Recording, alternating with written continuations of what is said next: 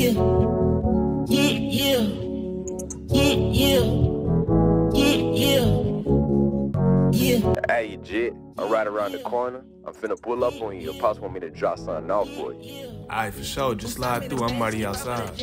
I'm about to catch, I double the bag. My money stretch from south to the west. Where's the best? Get home with a check. He done fucked up, put some dough on his head. Hey, this right here, the last of it, little homie. Your pop said wait till you getting ready to go to college to give it to you.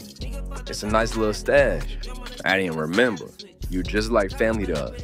So anything you need out there, and I mean anything, you got my line. Ma. Yes, baby. I don't know if you seen it, but Dad left you some money. His friends had dropped it off earlier. I just left it on the table. So that's where that money came from. You sure he ain't give you that for college? Yes, Mama, I'm sure. Trust me, that's all you. Well, all right then. Thank you, baby.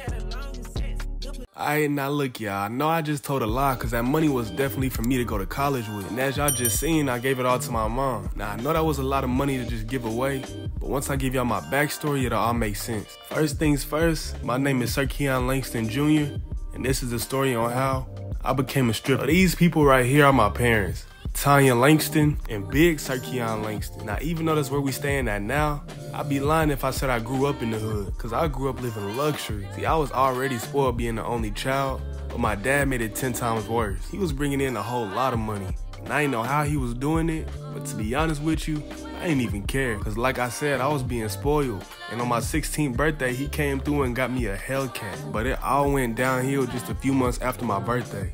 And one night, sleeping peacefully in the mansion, I was woke up to police sirens and cops yelling. Man, they had the whole crib surrounded. And when I looked out the window, I see my dad with his hands up in the middle of it all. Guns pointed at him from all angles and everything. Scariest night of my life. And in that moment, reality kicked in, and I knew, however he was getting all this money, he wasn't doing it the right way. And he was the breadwinner, so the family wasn't looking good at all.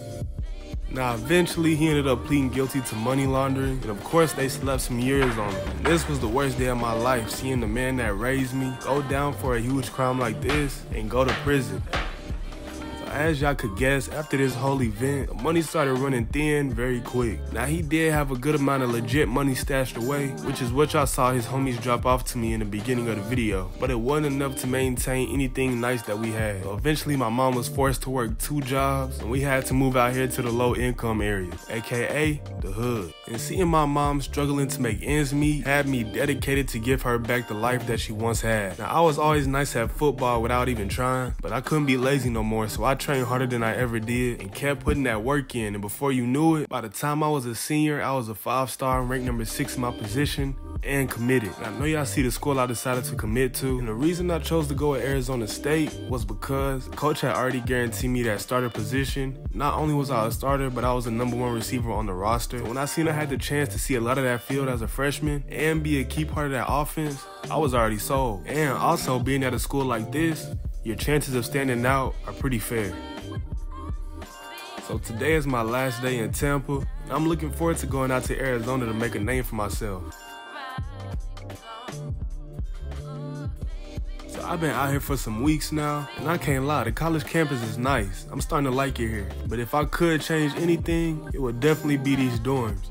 I mean, it seemed like everything crammed all into one little space. But I've been making it work. I mean, all I do is homework. After practice, I just shower and hit the bed, so I'll be alright. But anyway, we got a game coming up this weekend, and I just been anticipating it, so I know I'm gonna have a great day out there on the field. Alright, y'all, first game of the season, we got a home game. I'm suited up and ready to go up against Wyoming. And like I said, I'm the #1 receiver on the roster, so I'm expecting a lot of looks, and overall, just a big day. First drive of the game, we facing the 3rd and 2. I see they playing the zone, so I pop to the outside and pick up that first down real quick. A few plays later, we go with a quick slant. He goes my way, and I get popped, but I hold on to that peel. 38 inches, they ain't man, but he playing off, so I make a cut outside again, pick up that first down, and I'm brought down close to that 40. Very next play, I find the gap in that zone defense and keep going straight. He delivers a dot, and I move us further down that field. I will finish that drive off blocking as my quarterback makes his way into that end zone, giving us that early lead against Wyoming. A minute left in the second, we cooking them boys with the score being 28-7, and I pick up another reception that goes for a nice amount of yards. Very next play, I take off and find a gap in that defense. QB goes my way for another nice play. 3rd and goal, and the only option is the touchdown. They choose not to press, leaving me a trail straight up the middle for my first collegiate touchdown. And instead of celebrating, I just stand there and enjoy this moment. 14 of 42, offense back on the field, and I start this off with a slant for a decent little game. They end up playing zone, so I'm going to cook them again, finding that gap, taking the defender out his shoes before being brought down. Something I can add to my highlight reel. 3rd down, and we 5 yards outside the first. I end up coming back to receive that catch. One defender missed, and I'm pushed out in the red zone.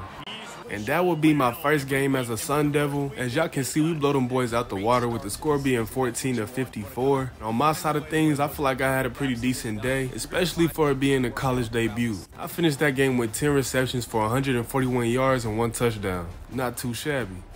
Now, somehow I ain't get the second game of the season, but y'all CFB won 59 to 41 against Mississippi State. And y'all can tell from my stat line I'm starting to get comfortable with 8 receptions for 203 yards and 2 touchdowns. Oh yeah, we cooking. For the 3rd game of the season, man, we up against the Texas State Bobcats. And y'all know I'm starting to get into the groove of things, so it's time to put on a show. Man, oh man, I could have started this game off so nice. The QB go my way. I could have caught 3 bodies, but I wasn't able to hold on to it. We trying to take the lead back, and I go with a dig. QB goes my way, and I'm able to take my way up to the end zone. But as y'all can see, there's a flag on the play, so it's probably going to get called back. So as I expected, it got called back. But I make a cut inside on the 2nd and 14. I make the grab, but I'm out of bounds. Just a freshman mistake, now watch my foot placement. Back on the field, and they still only got 3 on that board. I go with the flat, and I make a diving catch to get us close to that first down. We don't score on that drive, and they go up 10-0. They DB try to press, and that's a bad move. So I take off. QB finds me butt naked open, and I'm taking off down the sideline, beating everybody down that field for my first touchdown of the game. Our defense will give up a score, making it 7 to 17. I find a way to get open through the zone and make a nice catch for a first down. Start of the 3rd quarter, the score still remains the same. And I find a gap in that defense, receive a dot, and make my way to the end zone for my 2nd touchdown of the game. Not letting Texas State get too confident, because they babies. A minute left in the 4th quarter, the game is now tied. I take off the line and stick to my corner route, and the QB goes my way. I'm able to bring that one in for a first down. Very next play, as I begin my route, I get stopped up a little bit, but I'm able to adjust and get open, steady moving us down that field, making big plays when it matters. 40 seconds left on the clock, 2nd and 9. I'm supposed to stick to that short little out route. I wound up cutting up field and getting that first down. At the end of regulation, the game remained tied, so we in overtime, and I make a cut inside, getting us in that red zone, man. And I will be able to block as my wideout makes his way into the end zone. Now Texas State got to match it.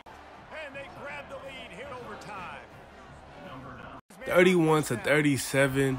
The wideout that just scored the last touchdown does it again. Tying the game up, hoping to win it with an extra point.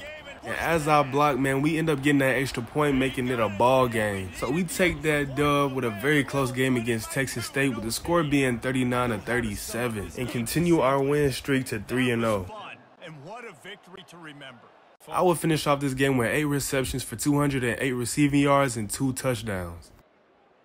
2 back-to-back road games, and the 4th game of the season will be up against Texas Tech. We on a 3-game win streak, and we is not finna let them boys stop us.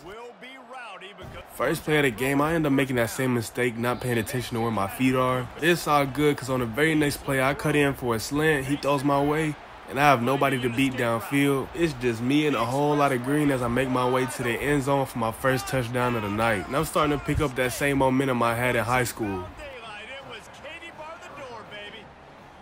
They end up tying the game up, and on a 1st and 10, instead of sticking to that post, I cut back outside and get us right in that red zone before being pushed out of bounds. Score being 14 to 10 with a minute and 50 left in the 2nd. I stick to that corner route and pick up a big reception. 21 to 17, we up, and so is that DB trying to press, but that won't work for him as I pick up that reception. They tackle each other, and I do what I do best, making a house call for my 2nd touchdown of the game. Man, this making out to be a great season for me. Coming back from the half, the score is 28 to 17. Now I'll pick up another short reception. Followed by another big one, beating that zone, making the cut inside. QB finds me and nobody can catch me as I dial up the phone number to the house and make that call once again for my third receiving touchdown. Having a game to remember.